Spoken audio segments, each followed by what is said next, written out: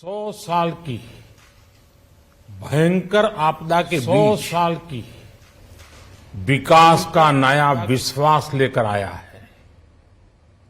ये बजट अर्थव्यवस्था को मजबूती देने के साथ ही सामान्य मानवी के लिए अनेक नए अवसर बनाएगा। ये बजट मोर इंफ्रास्ट्रक्चर, मोर इन्वेस्टमेंट, मोर ग्रोथ और मोर जॉब्स की नई संभावनाओं से भरा हुआ है। और एक नया क्षेत्र और खुला है और वो है ग्रीन जॉब्स का। ये बजट तत्कालीन आवश्यकताओं का भी समाधान करता है और देश के युवाओं के उज्जवल भविष्य को भी सुनिश्चित करता है। ये पिछले कुछ घंटों से देख रहा हूं जिस प्रकार से इस बजट का हर क्षेत्र में स्वागत हुआ है। सामान्य मानवी की जो सकारात्मक प्रतिक्रिया आई है उसने जनता जनार्दन की सेवा का हमारा उत्साह अनेक गुना बढ़ा दिया है। जीवन के हर क्षेत्र में आधुनिकता आए, टेक्नोलॉजी आए, जैसे किसान ड्रोन हो, वंदे भारत ट्रेन हो, डिजिटल करेंसी हो, बैंकिंग के क्षेत्र में डिजिटल यूनिट्स हो, 5G सर्विसेज का रोल आउट हो, नेशनल हेल्थ के लिए डिजिटल इकोसिस्टम हो। इनका लाभ हमारे युवा, हमारे मध्यम वर्ग, गरीब, दलित, पिछड़े, ये सभी वर्गों को मिलेगा। इस बजट का एक महत्वपूर्ण पहलू है गरीब का कल्याण।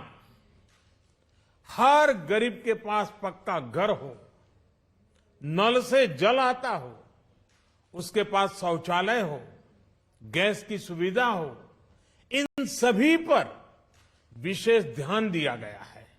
इसके साथ ही आधुनिक इंटरनेट कनेक्टिविटी पर भी उतना ही जोर है। जो भारत के पहाड़ी क्षेत्र हैं, हिमालय का पूरा पट्टा, जहां जीवन आसान बने, वहां से पलायन ना हो, इसे ध्यान में रखते हुए भी नई घोषणा की गई है। हिमाचल, उत्तराखंड, जम्मू कश्मीर, नॉर्थ ईस्ट ऐसे क्षेत्रों के लिए पहली बार देश में पर्वतमाला योजना शुरू की जा रही है। ये योजना पहाड़ों पर ट्रांसपोर्टेशन और कनेक्टिविटी की आधुनिक व्यवस्था का निर्माण करेगी और इससे हमारे देश के जो सीमावर्ती गांव है, बॉर्डर के गांव है, जिसका वाइब्रेंट होना जरूरी है, जो देश की सिक्योरिटी के लिए भी आवश्यकता है, उसको भी बहुत बड़ी ताकत मिलेगी। भारत के कोटि कोटि जनों की आस्था मां गंगा की सफाई के साथ साथ किसानों के कल्याण के लिए एक महत्वपूर्ण कदम उठाया गया है। उत्तराखंड, उत्तर प्रदेश, झारखंड, बिहार, पश्चिम बंगाल, इन राज्यों में गंगा किनारे नेचुरल फार्मिंग को प्रोत्साहन दिया जाएगा। इससे मां गंगा की सफाई का जो अभियान है उसमें मां गंगा को केमिकल मुक्त करने में भी बहुत बड़ी मदद मिलेगी। बजट के प्रावधान यह सुनिश्चित करने वाले हैं कि कृषि लाभप्रद हो, इसमें नए अवसर हो, नए एग्रीकल्चर स्टार्टअप्स को प्रोत्साहन देने के लिए विशेष फंड हो या फिर फूड प्रोसेसिंग उद्योग के लिए नया पैकेज। इससे किसानों की आय बढ़ाने में बहुत मदद मिलेगी। एमएसपी खरीद के माध्यम से किसानों के खाते में 2.25 लाख करोड़ रुपए से भी ज्यादा सीधे ट्रांसफर किए जा रहे हैं।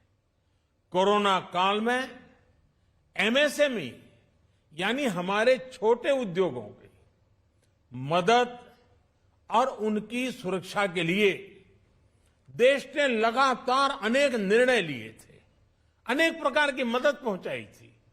इस बजट में क्रेडिट गारंटी में रिकॉर्ड वृद्धि के साथ ही कई नई योजनाओं का ऐलान किया गया है।